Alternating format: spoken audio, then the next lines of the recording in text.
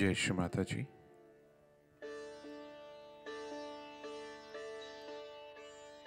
Let us all bow down to Shri Mata Ji.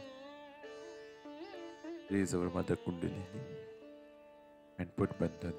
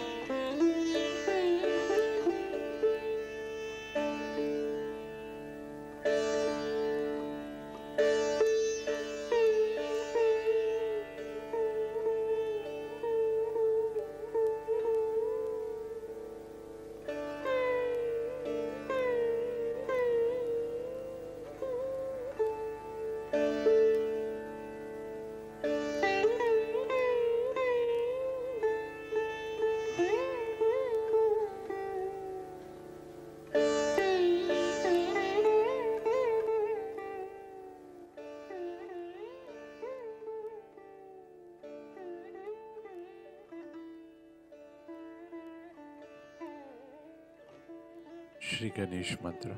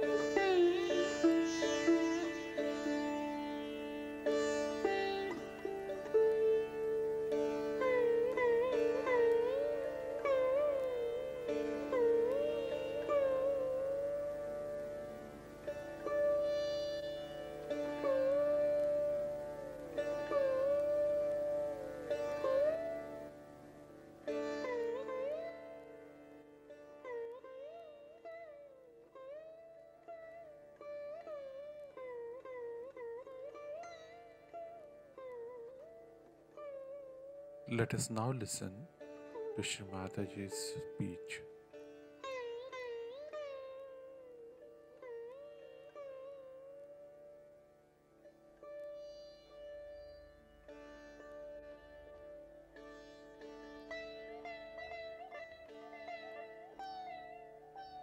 Today you all have gathered here to do the Guru Puja.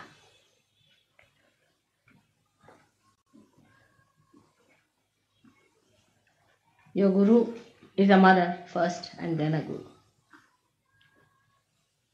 And that has given me a greater help. We have had before also many Guru Pujas, mostly in England.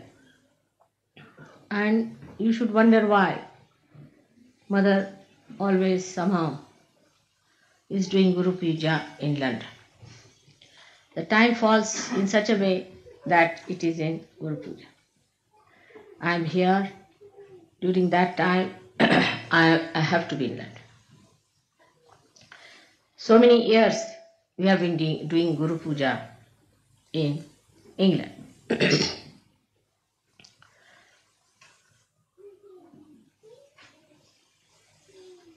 All things happen if according to Ritambhara Pragya, then there must be some reason why Mother is here in England for a Guru Puja.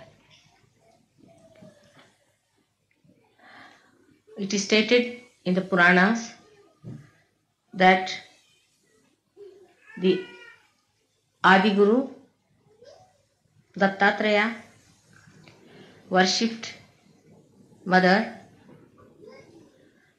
along the banks of the river Tamasa. Tamasa is the same as your Thames is. And he himself came and worshipped here. And the Druids, those who had the manifestation of the Stonehenge and all that, are originated from that time in this great country of Shiva or the spirit.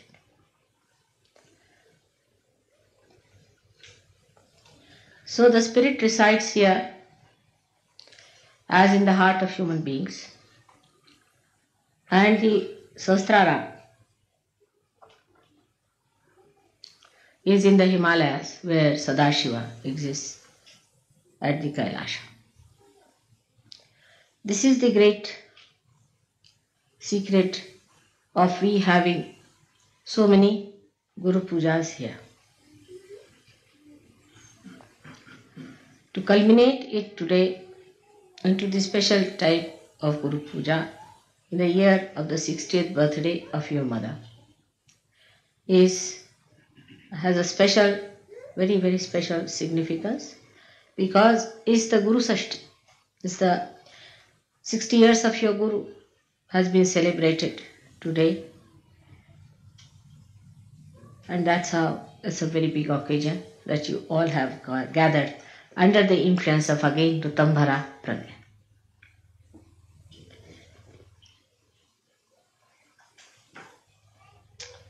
So all that has happened by the nature's own gift to you. And everything has worked out so well because that was the desire of the divine and the design of the divine. So the river Thames, which we call her as Thames, you see English have a method of making everything English. Like Bombay, they made it Mumbai was Bombay. You see, like Calcutta, like all other words were like that. Like Varanasi was made into Banaras. River Thames, which was really Tamsa, was called as Thames. Now from the name Tamsa, one should know that is a place of Tamoguna. Is a place where left-sided resided since long.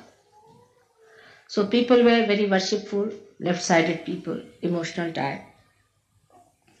And they worshipped God more than that they went into yajnas and all that. And Dattatreya lived here and meditated on the banks of river Thames. That's why Guru Puja here has to give us the great background for your awakening of the Guru principle.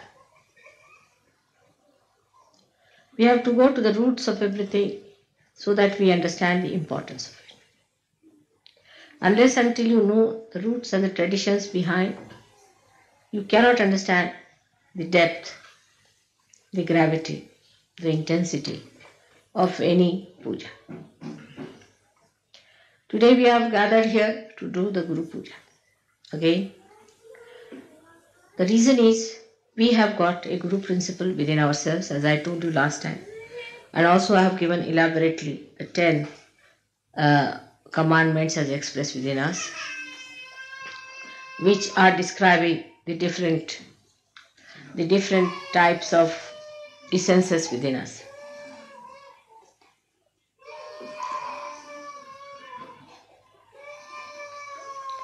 The essence of Guru Puja has to be awakened within us.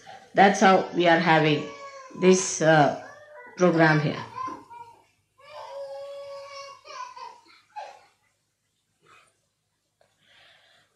Now, it is important that we have to establish the dharma within us. Without the dharma, you cannot have the ascent. And as I have told you before, that the cleanliness of your being depends on how much dharma you follow religiously. At the time of Moses, it was worked out, and all the rules and regulations were created for realized souls. But as I read in one of the books, it was very good, because if I had said this, people would not have believed, that it had to be changed. I think during the speech the children should not be here. It's better to take them out. After the speech you can bring them along. Those who make noises. Those who are quiet is all right, but those who are making noises, better to be out. If they are going to make noises, better to be out or near the door, so that if they make noises, you can get out. So there is no disturbance. During the puja is all right. You could be at the gate, door, or some place from where you can go. So the laws and regulations that were given to human beings were actually for the realized souls who would understand. But when Moses must have discovered the way human beings are, he must have changed them to very strict rules, because with human beings as they are, one has to be extremely strict. They can't understand anything but fear. If you have a stick in your hand, you can put them back. Without that stick, human beings won't listen. They are only all right if there's a fear. Now, if you see today, the condition of all the nations, those who are having leaders or prime ministers or presidents, they are all people extremely strict, very dominating, and very dry. And normally people like such people. Even Hitler succeeded because of that nature. So the character of a guru so far has been of a very strict nature for people who are not realized. Normally a good guru, Sadguru, he doesn't like to talk to people much. They throw stones, or they don't like to talk to people who are not realized. But if they are realized, then these gurus change their attitude towards the people who want to see them. There's a tremendous difference between a person who is realized and non-realized in the protocol of God. A man may be the king or anything, he'll be asked to sit outside. It has nothing to do with what position you enjoy. As long as he's a realized soul and not possessed, he is given the highest position. But if you are possessed, then also the guru will tell him that you get out from here, first get rid of your position and then come. And all these strict rules were there, that such and such person must be killed, such and such person must be given a punishment of cutting the hands, cutting the feet, even absolutely destroying the eyes. This was done because they were not realized souls. It was a great realization of Moses, I think, that he took to the another kind of law which is known as Shariat now, and that's what the Muslims are following. In a way it's good, I think, because people who are now normal people really deserve such a rule. But it should not be so fanatical that you cannot discriminate between a realized soul and non-realized soul. Now, the guru within you will be awakened if you are strict with yourself. That's one point is very important. Unless and until you are strict with yourself, the guru will not be awakened with you. People who are lazy lumps, who cannot sacrifice anything, who are very fond of comfort, can never be gurus. Take it. They can be good administrators, they can be anything, but never a guru. A guru should be willing to live the way he has to live. He should be able to sleep on stones. He should be able to sleep under any circumstances. Not that the disciple should force on him, but it should be his own nature that he can adjust himself. Comfort cannot crawl on a guru. Now those who want your Guru principle to be awakened must know that you should not ask for comfort. Even for a thing like that, yesterday you saw the dancing. One has to do real tapasya. Intensive tapasya you have to do. You cannot learn even a thing like dancing without going into a penance about it. So a guru has to go through a penance is important. Sahajogi need not go. But a Guru Sahajogi has to do it. We have to have penances. And the penance can be any kind of desire you have. Say, supposing you are very fond of food. Just don't eat the food that you want to eat. If you are very fond of sweet food, then eat something very bitter, raised to power 108. And if you are fond of some sort of a very, as Indians are sometimes, very spicy food, then eat so bland a food without salt. Teach your tongue to behave itself. It doesn't behove a guru to put his attention to food. I have seen some of the Sahaja-yogis, they are all right when the food is there, quite concentrated. But when it comes to the program, they have no concentration. It's a sad thing. Such people cannot be gurus. They can be cooks, good, or could be food tasters or something like that. We'll suit them better. But if they have to be gurus, they must learn to control their tongue and their desire. I mean, fasting is a good thing for such people. Fasting is very good.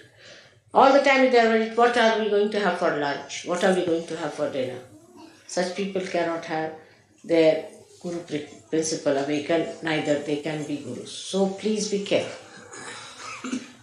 The Guru must have control over the tongue. He must know when to get angry and when to be gentle. He must know what to say when, how much to say.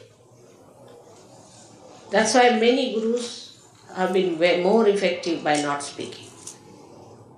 Silence is the best way you can help others. But when it comes to explaining Sahaja Yoga, you should speak. But I have seen with some people, they are very eloquent when it comes to nonsensical things. But when it comes to Sahaja Yoga, they don't know anything about Sahaja. So you have to be the master of Sahaja Yoga if you have to be a guru. Not only in talking, but in your behavior, in everything. And the karamat is the, I don't know if you use charismatic word, charismatic they call it, or you say the one how to do it, how to raise the kundalini, how to put it at the sahasrara, how to break the sahasrara, all these things you must know how to spend your knowledge. Is Bini Yoga in Sanskrit. Guru principle is awakened in a person when he himself has achieved something. Imagine a half-baked guru going along talking as a guru.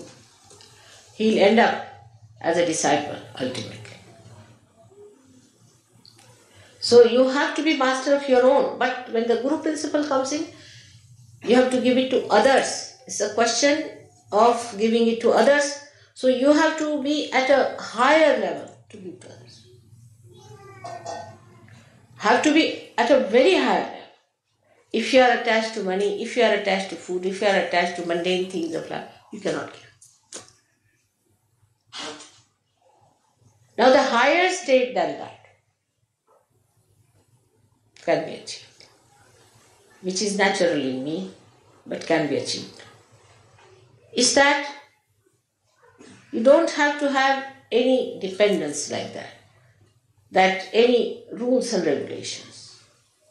Like saying that I will have no worry about food, I should fast, this, that. It all ends up when you eat but don't eat. That's the state one should have.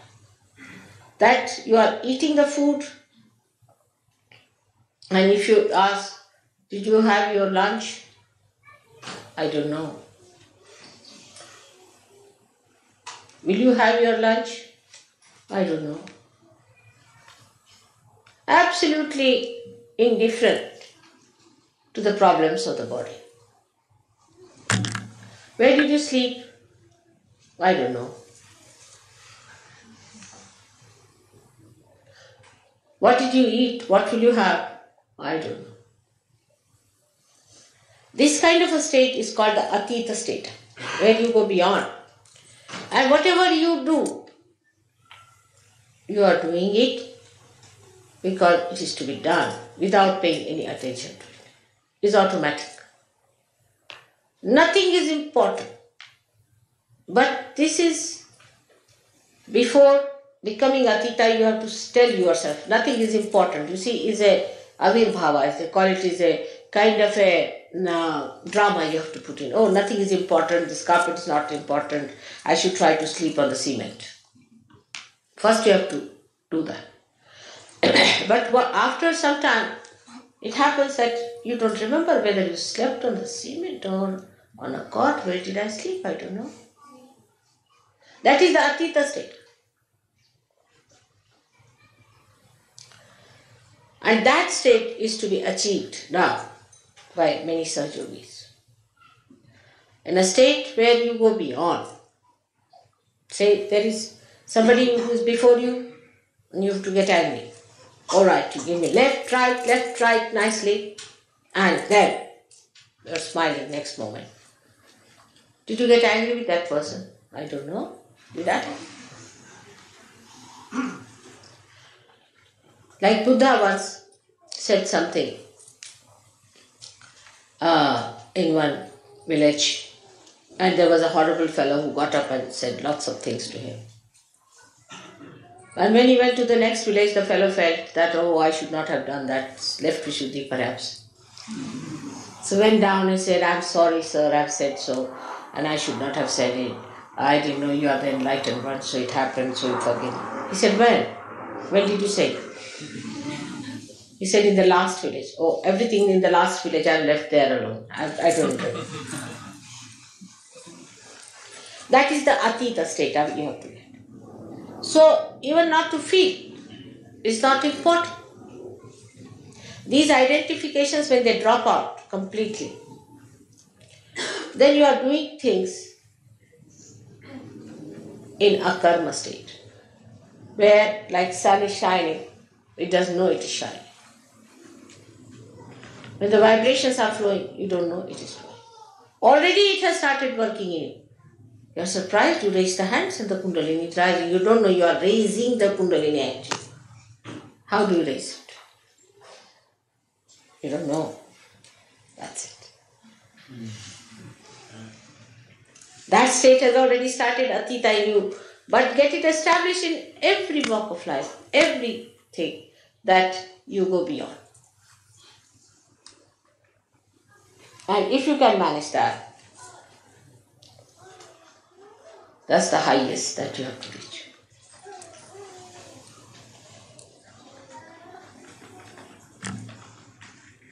Now, with the incarnations, it's very different. It's the other way around. Everything is the other way around. They don't have to do any tapasya. They don't have to starve. They don't have to tell them. Whatever they do is the punya. They don't have to collect punyas either. If they kill somebody, it is dharma. If they hit somebody, it is the dharma. Nothing they do wrong. They are absolutely immaculate. If they deceive someone, they cheat someone, it's perfectly alright. Because for a higher goal, you have to give up this smaller goals. It's justified in our day-to-day life, you see, that when you are defending your country, there's an enemy on you. If you have to defend your country, you can slay him. You can cheat him. Diplomatically, you can befool him. It's allowed. Why? Because for a higher goal, you have to give up the smaller. But for an incarnation, it is always the higher goal. He's not bothered about smaller goals at all. He doesn't have to wait, think, rationalize, or to train himself or do some drama or anything. It's all done. Even the movement, every movement of an incarnation has a ripple in it, which is for the good. There's nothing, not even a moment is such which is not for the good of the world. So the incarnation is a very different thing that is not to be achieved, that has to be. Now, for example, the incarnation is the bhokta, is the enjoyer. He's the enjoyer of everything. Many people say have created. Now we have a carpet here from Turkey. These carpets were created by Turkish peoples some time back for an incarnation to see. So the Uttamara Pragya will bring it round in such a way that at least I see it. Or I have it. So that their souls will be blessed. So that they feel nice. Like Michelangelo has made that not for popes, I can tell you. And not for all the rubbish people who go there. Neither Blake did all that work for the useless people who want to go and see nude artists. It was all done for the incarnation to see. That's the way they are blessed the most. Because they are beyond. Nothing touches them. Nothing is important. But it's not rational or anything that they have trained themselves. But it is automatically like.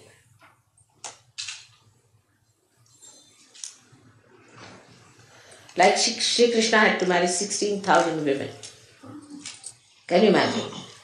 In those days of monogamy, he would be prosecuted 100 times. The reason was he has 16,000 powers. And he was to be born with those 16,000 powers on this earth. And 5 elements became his queens. He had to do some justification to have them around. And as I have now Sajogis whom I have given realization. So automatically I am your mother is established.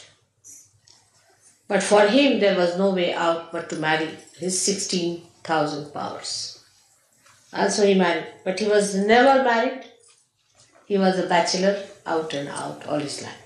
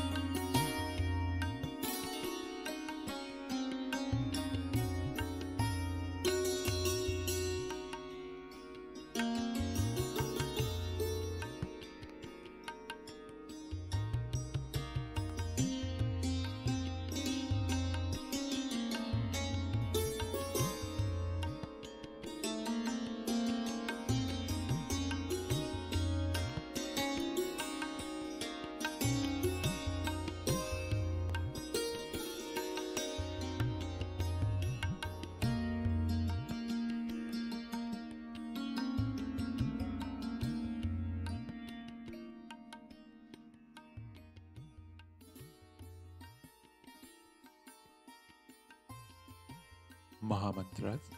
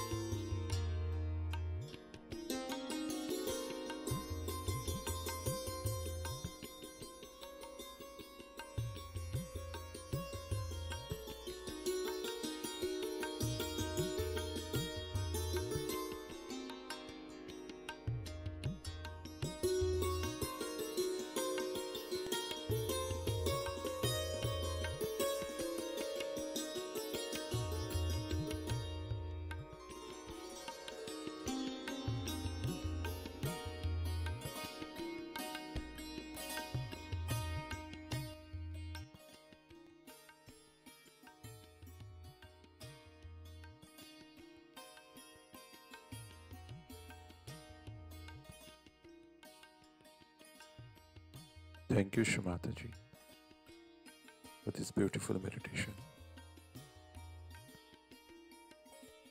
Let us all bow down to Shimataji, raise our Mother Kundali, and put Bandhan.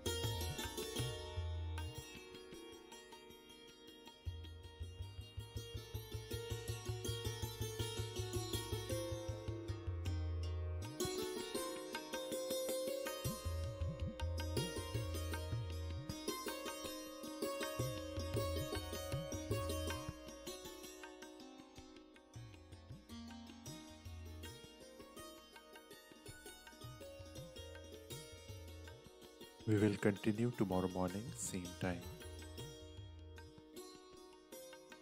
Jai Shri Mataji.